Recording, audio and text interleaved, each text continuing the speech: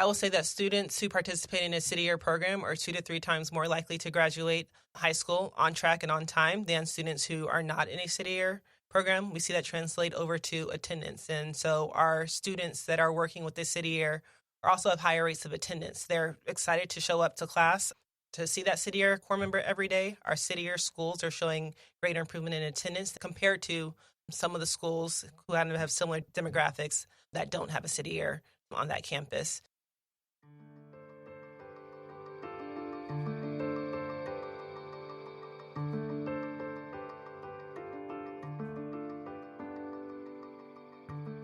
Hi, I'm Jeff Holden. Welcome to the Nonprofit Podcast Network.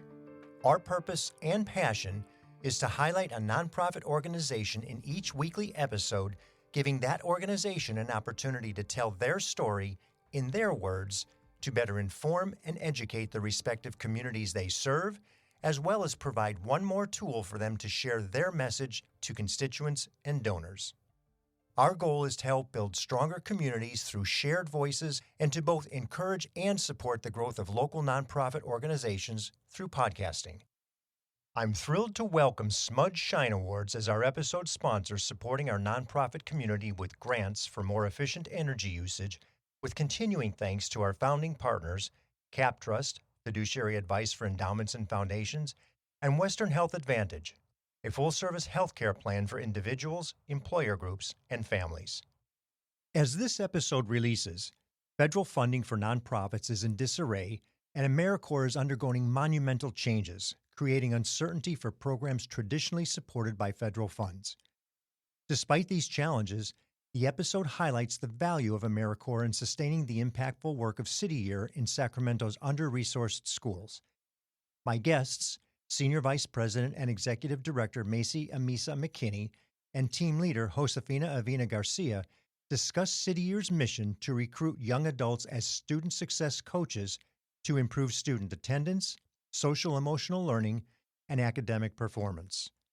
Josefina shares her journey from an AmeriCorps member to a team leader pursuing teacher credentials. The episode emphasizes the role of English language arts in improving graduation rates and the importance of community partnerships. City Year's resilience and dedication to breaking generational poverty through education are celebrated, highlighting the commitment of the AmeriCorps members. Macey, Amissah, McKinney, challenges. And Josefina Avena Garcia, welcome to the Nonprofit Podcast Network. Thanks for having us. Thank you. City Year. It's a familiar name to our inner city schools, but not as much as you get into the greater Sacramento area. Could you explain, Macey, what the program really is all about? Yeah, I'd love to. So City Year is a education and workforce development nonprofit. We recruit young people ages 17 to 25 to serve full-time as tutors and mentors in schools. And so really our mission is to provide the additional human capacity that some of our under-resourced schools need for students to succeed. We focus on attendance, social-emotional learning, and then the academic kind of coursework. So making sure that students who are behind kind of get some additional tutoring, intervention, small group support to kind of get them back on track so they can be on track to graduate high school with the largest number of options. At the same time, we're developing these amazing young adults who are kind of coming to us for a year of service, giving them tangible life skills, the hard skills that they'll need in their next steps of life as they're trying to figure out like what careers they want to do, what pathways they want to take, but really just developing their leadership opportunities so they can kind of be positive contributing members of society. So what's my next step when I grow up, right? Yeah. So you really are a two-pronged program. Yes. You're certainly beneficial to the students and the impact you make on their education through your group of members. I don't know what you actually call them, the City Year team. Student success coaches is what we're calling Thank them. you. Thank you. And Josefina, that is what you are. You are one of the student success coaches, correct? Yes, I am a second-year team leader, AmeriCorps member. Okay. And tell me a little bit about your experience as you've now morphed into the organization for almost 2 years. Yeah, so I started off as a first-year AmeriCorps member. So I'm in the classroom helping the students with a lot of small groups. Then during my second year, I transitioned into a service leader, which there was a shift from being in the classroom and also working one-on-one with the impact manager to help out the team. And then finally, I transitioned into team leader, completely being removed from the classroom, still with the ability to work with students, but more ensuring that the team that I'm working with at the school has their needs met. And tell me, what is your end goal? What happens when your time with City Year ends? What do you want to do? Well, now after experiencing working with children, I am going to be pursuing my teaching credentials. Wonderful. Yeah. Which we so desperately need. Yes.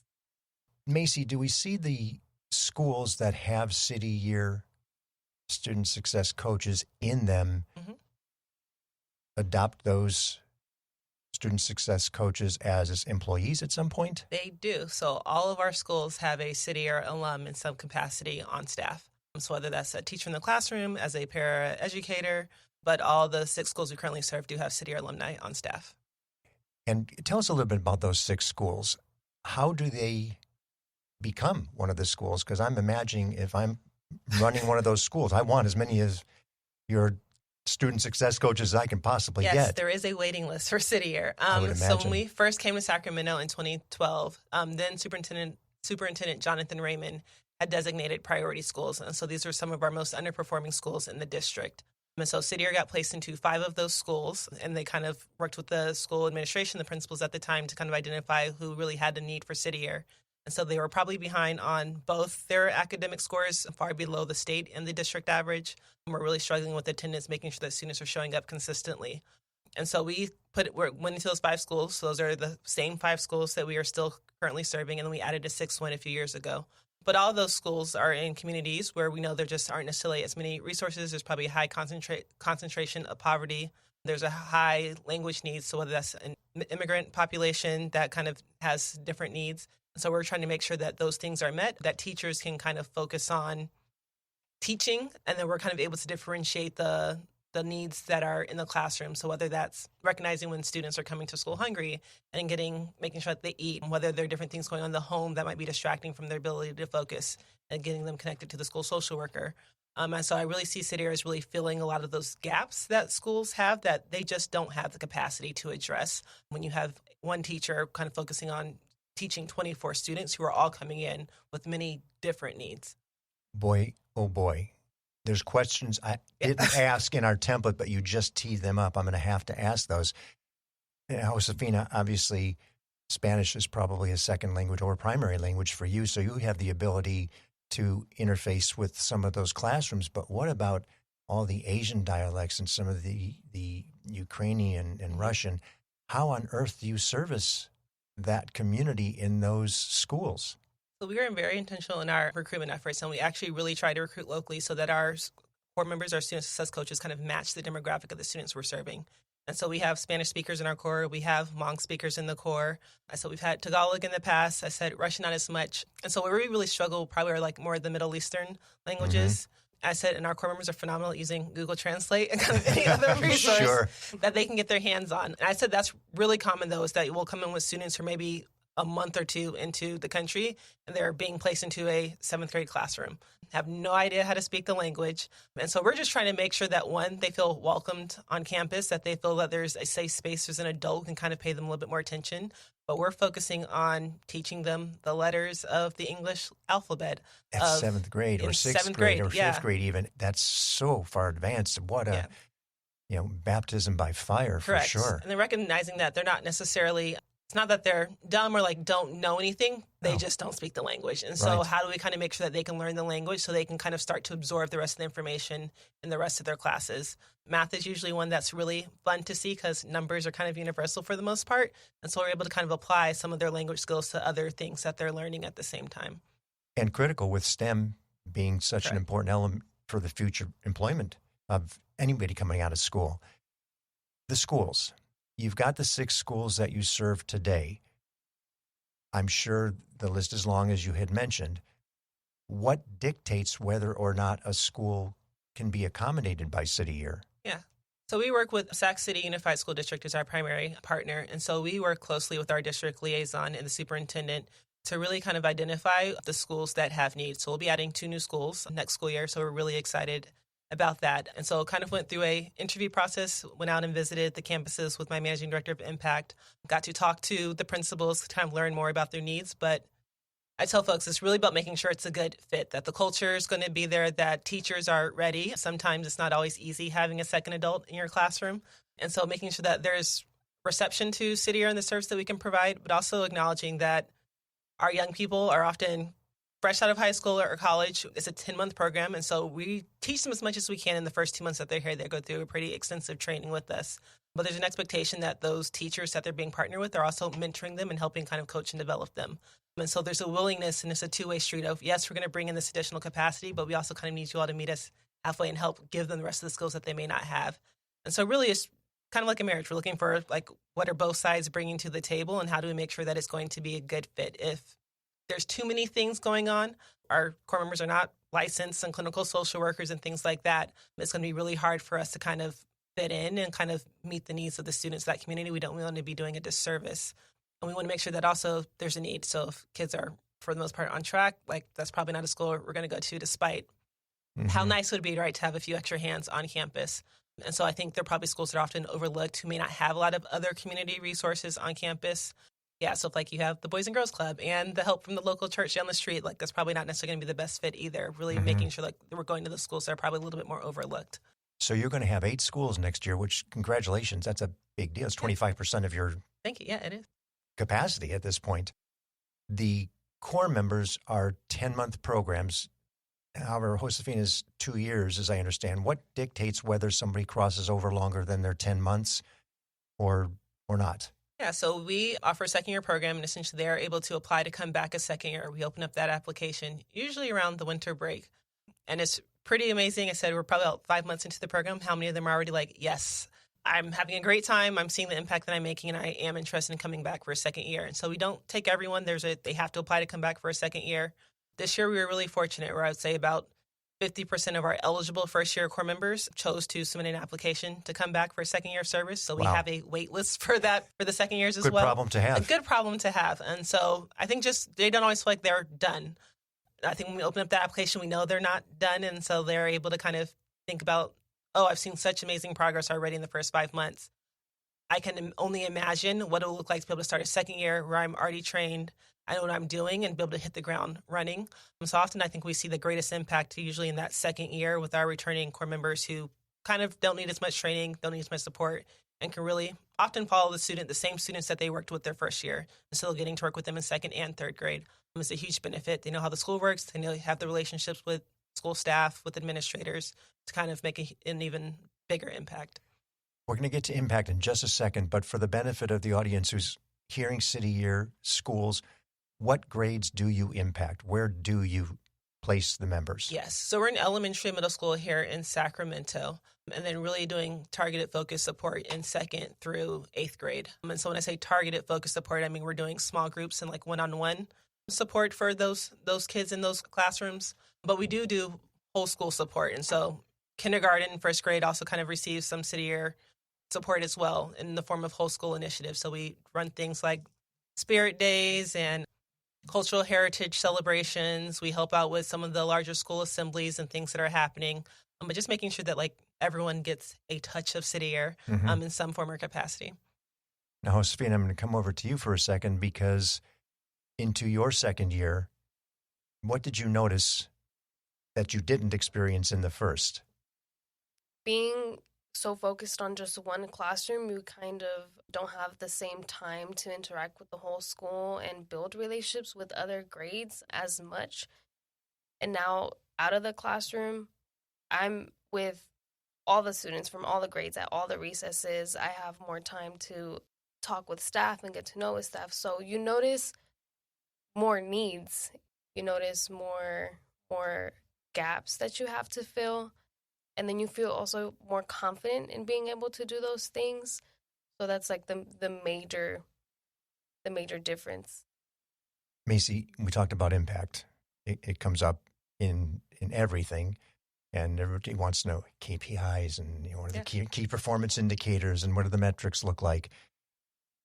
57% of the students who started the school year with a D or an F in ABC or in English language arts 63% of the students in math have all seen these significant increases as a result of the city year contribution. Tell us a little bit about that impact that you're seeing and the value of the programs to the schools. So we're a very impact-focused, data-driven organization, and so we assess our students about 3 times a year, and it's really about noticing what things are lacking. So if I'm a 4th grader, but I'm missing maybe basic addition and subtraction skills, how do we make sure that we're able to kind of go back and do the foundational elements so that they can kind of then use that to do multiplication and division? But we're kind of seeing that really expand. So one of our schools, Father Keith McKinney, I said their ELA scores were actually some of the highest kind of in the district in terms of their growth. ELA, English Language Arts? Language Arts, yep, sorry. And so just being able to work along with admin to figure out what is the need, and that looks different on each campus, maybe what their kind of target focus is for that year. But really trying to make sure that kids know how to read, that they understand like the sounds that the letters make and things like that, how the letters go together. We're spending so much time on learning how to read that we're not, or fluency, that we really struggle with comprehension. So just because I was able to read the sentence doesn't mean I have any idea what I just said. And so how do we kind of bridge the gap for those two things? But I will say that students who participate in a city year program are 2 to 3 times more likely to graduate high school on track and on time than students who are not in a city year program. We see that translate over to attendance. And so our students that are working with the city year also have higher rates of attendance. They're excited to show up to class to see that city year corps member every day. Our city year schools are showing greater improvement in attendance than compared to some of the schools who have similar demographics that don't have a city year team on that campus. And so it takes some time. I'm not saying that it's like an overnight, but because we've had these really long-standing partnerships, we've been able to see that shift of some of our schools who were at the bottom. Like I said, the priority designation when we first started, they're not considered priority schools anymore. They've been able to see significant shifts and kind of make gains based upon that reoccurring really support that they're getting year after year after year.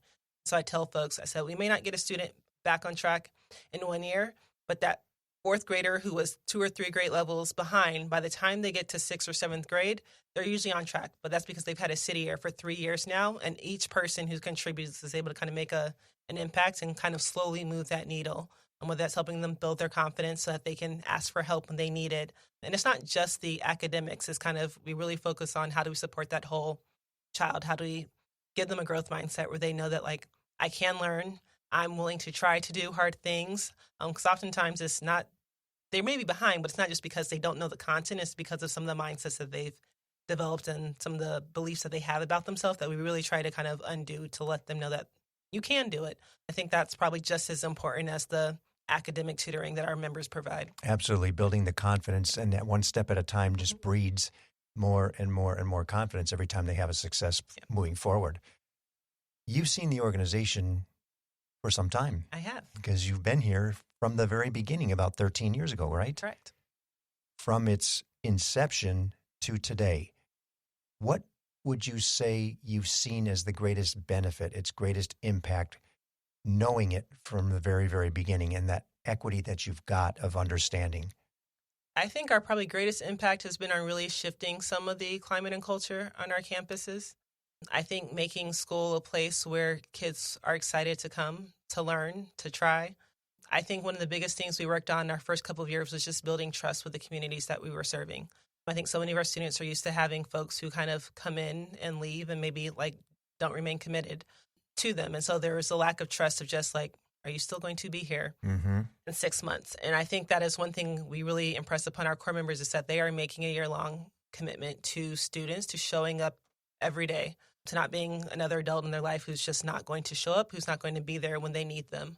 And so I think whether that's core members who are choosing to come back for a second year, that kind of understand that commitment. And so I tell them, when I first started, it was like, who are these weird people in these yellow jackets on our campus?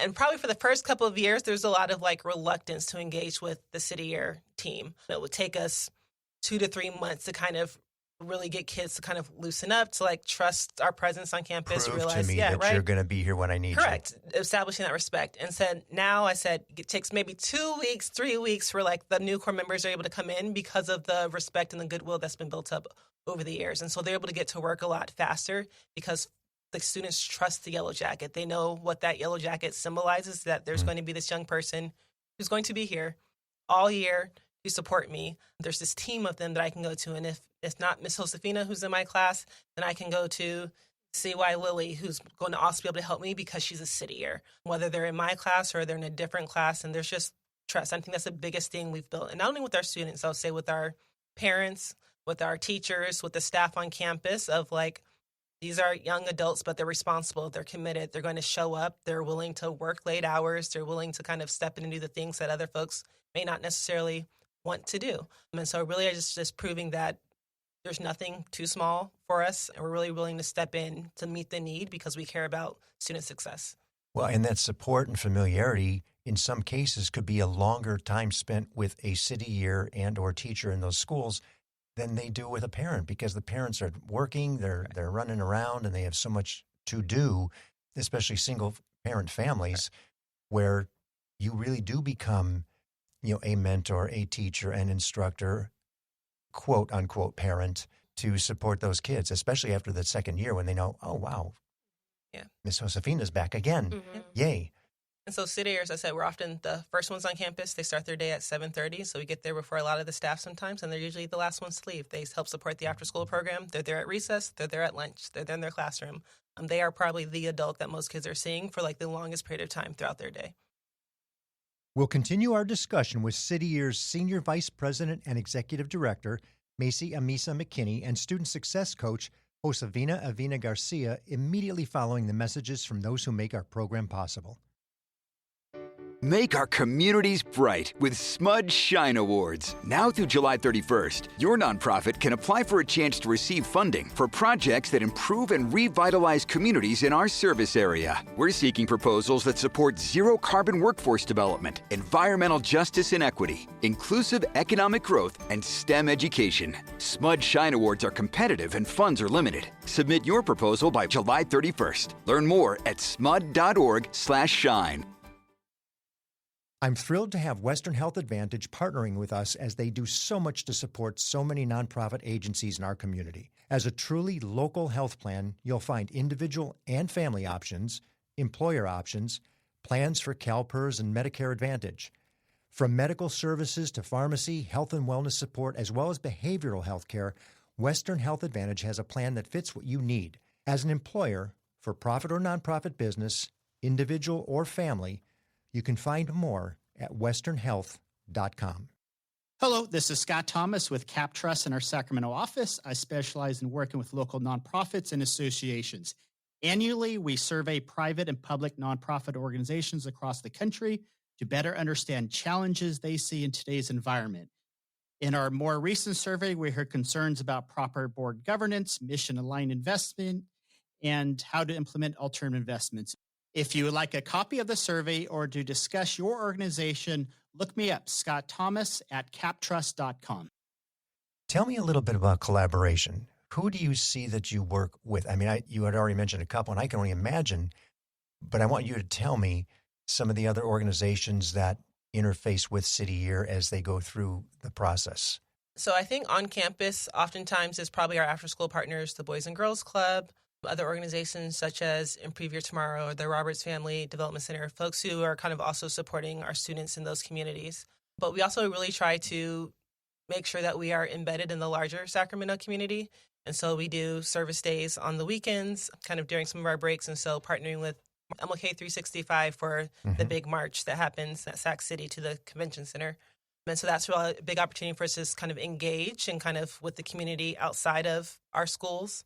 I said we help the Earl Warren school staff with the garden that they run on the weekends to make sure that there's healthy food and flowers and things for folks to look at.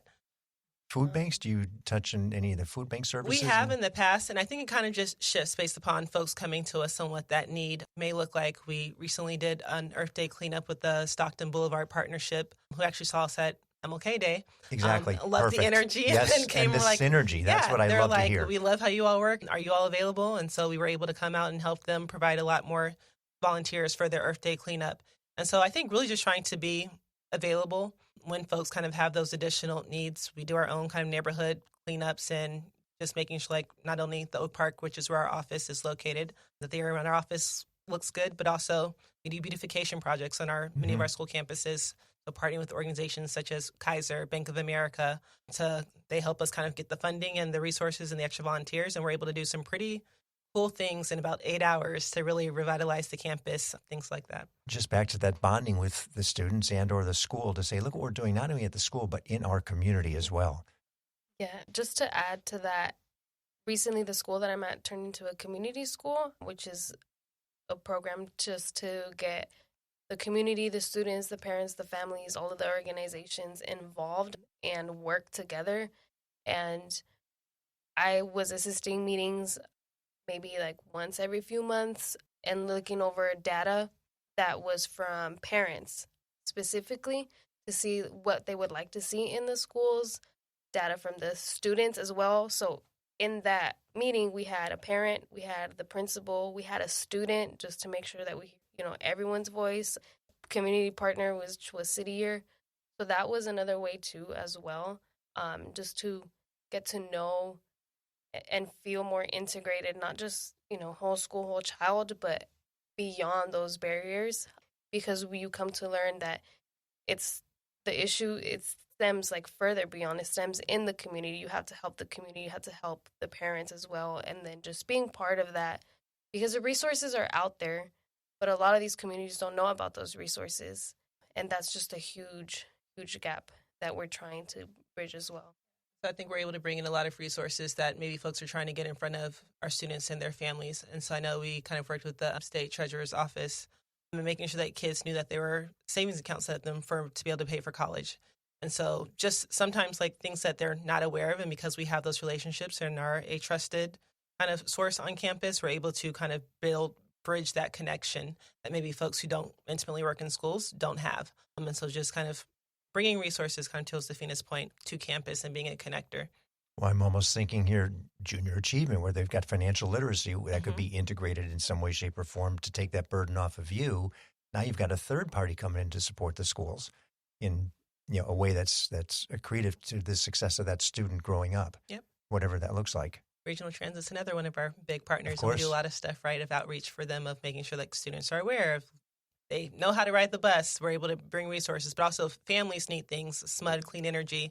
We did a really big back to school bash, and we're able to bring in a lot of community resources to our school community just so that they were aware of some of the different things that might help them just live. And making sure like we were able to address some of those gaps. And so when you talk about food banks, I think those are opportunities. River City Food Bank comes and helps train our core members on how to use their HowFresh benefits each year. And so I think it is a two-way street. We really try to make sure that our core members are getting support that they need to kind of serve throughout their year of service, but that we're able to also give back as much as we can to the community that's been so instrumental in making sure that we have what we need to deliver services.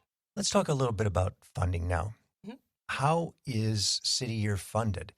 Yeah, so we get our funding. We are an AmeriCorps program, and so we get quite a bit of money from the federal government through AmeriCorps.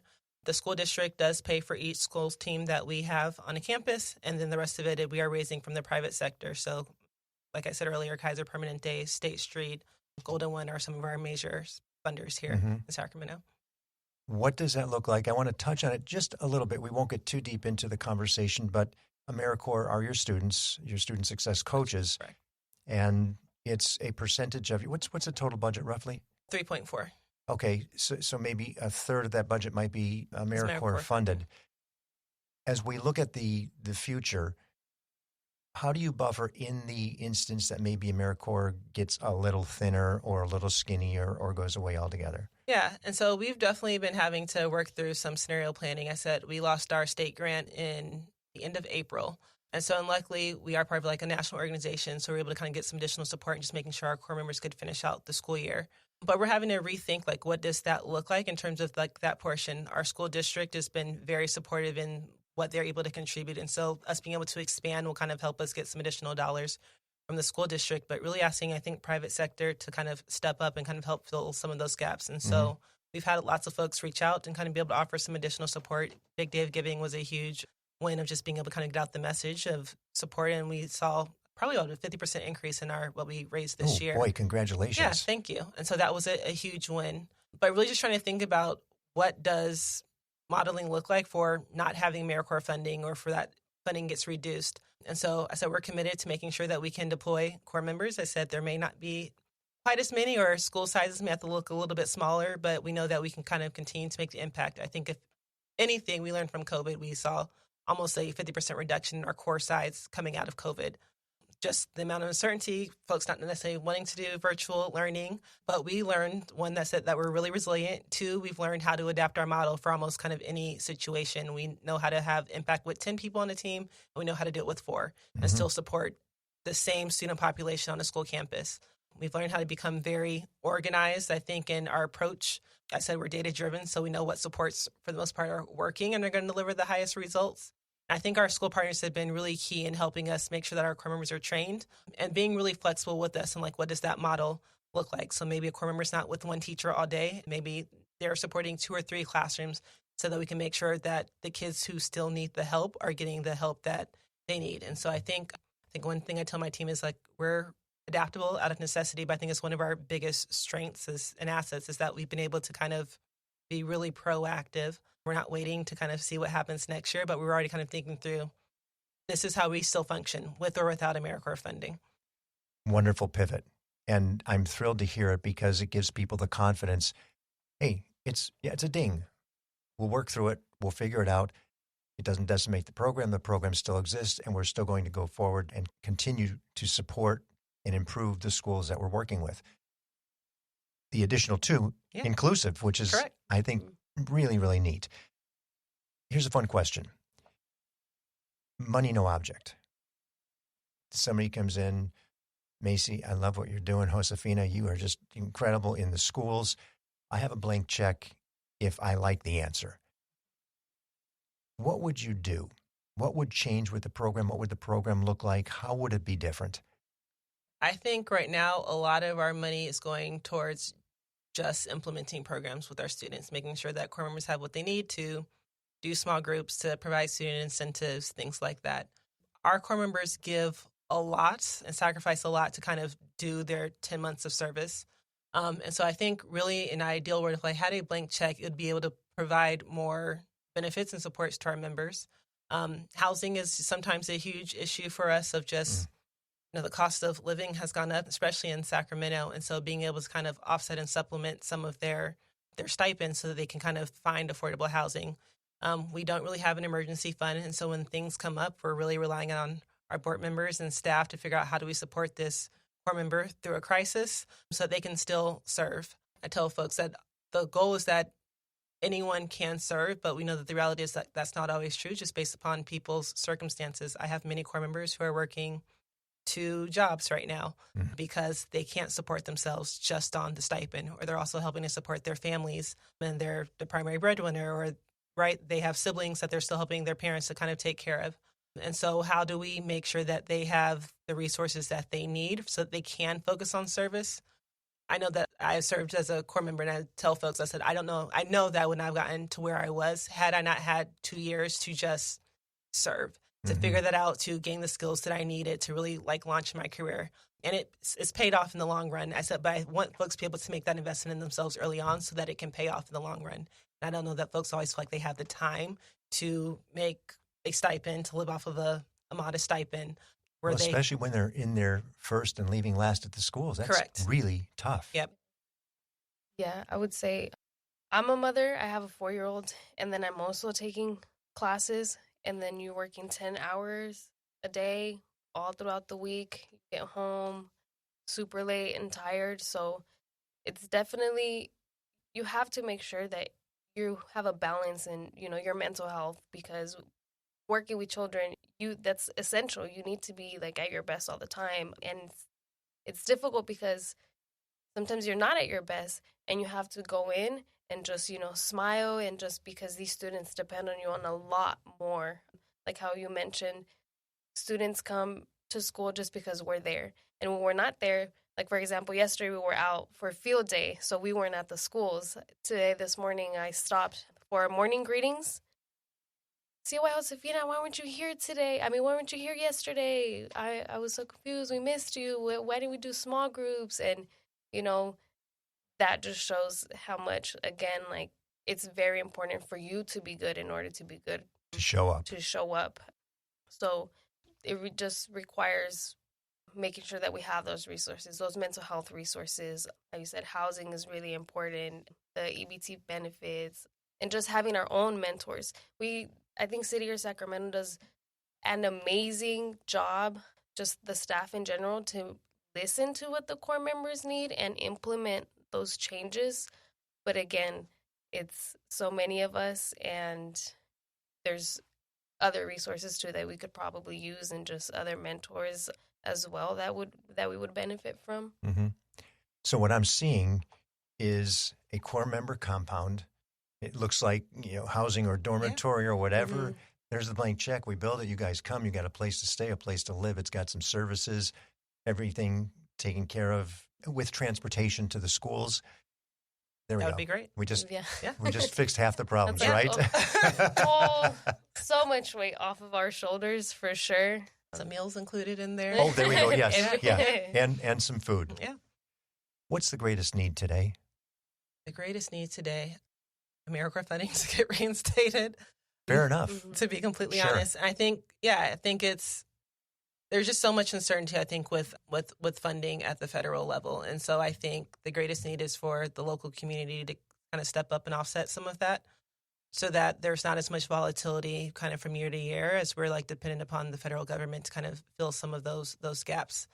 So that just honestly is the first thing that comes to mind.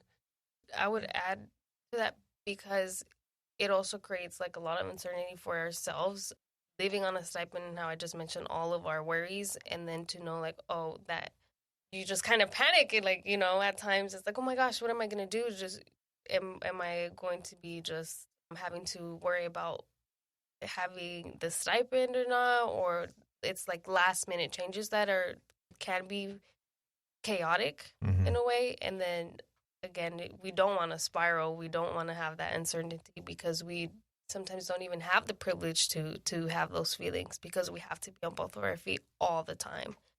Also, I think that's probably one of the things I've been proudest of this year's Corps for. I know it's not been easy, not losing our grant, and then just the amount of uncertainty. But they have impressed me, just how they've consistently showed up every day.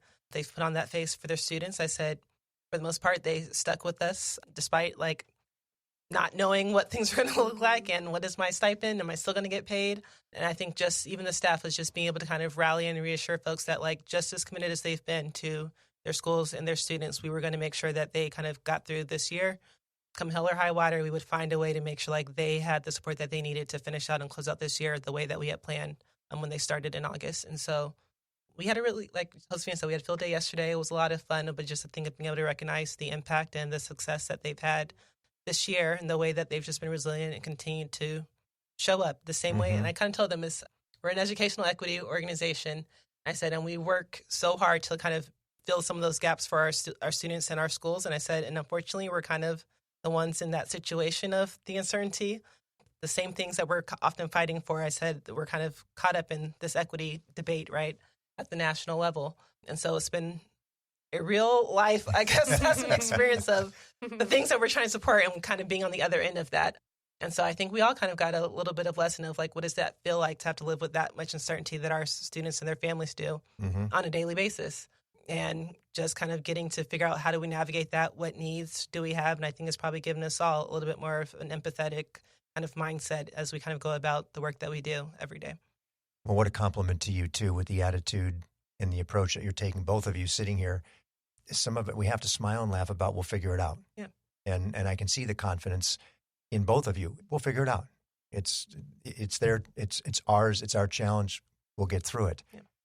So this is a new question. You are the first executive director and or president and or CEO of an organization that I'm asking this of. And is what do you do to relax? What do I do to relax? You have a lot of burden on your plate, and a lot of weight on your shoulders. What does Macey do for fun? I go to field day and I try to win games. I like to cook, so I've been spending a lot of time in my kitchen just experimenting. I'm not a recipe follower, so I'm kind of like, this sounds good. Let me see what I can come up with. And I like to build Legos, so that's my other thing. I think my team knows that about me, and so I actually got a Lego set the other week from one of my staff members. And so, yeah, that's also something that it is hard to think about other things while I'm trying to follow instructions and assemble little Lego kits. But yeah. Agreed. I totally agree with that. The best way to communicate with you and or learn about the organization is what? So check out our website. I said cityyear.org/Sacramento. So we are a national organization. So if you go to cityyear.org, you'll learn about everything. Sacramento will get you to our page specifically. Follow us on Instagram. The core members have been doing an amazing job creating content for us so that folks kind of see what it looks like a day in their life, kind of get a little bit more about their perspective, and then you can reach out to me directly at my email address. And I can put that in the show notes for everybody? You can put that in the show notes. Excellent. I'll do that. Education, in my opinion, as well as that of many others, is the quickest way to break that cycle of generational poverty. And I don't think anybody would disagree with it. You guys are focused on the underserved communities in our city school districts.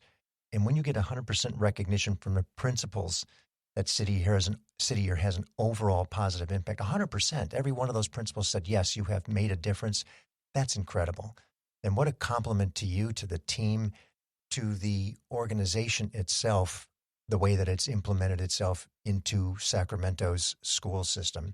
To see the growth now from 6 to 8 schools, in spite of the uncertainty, that's not changing.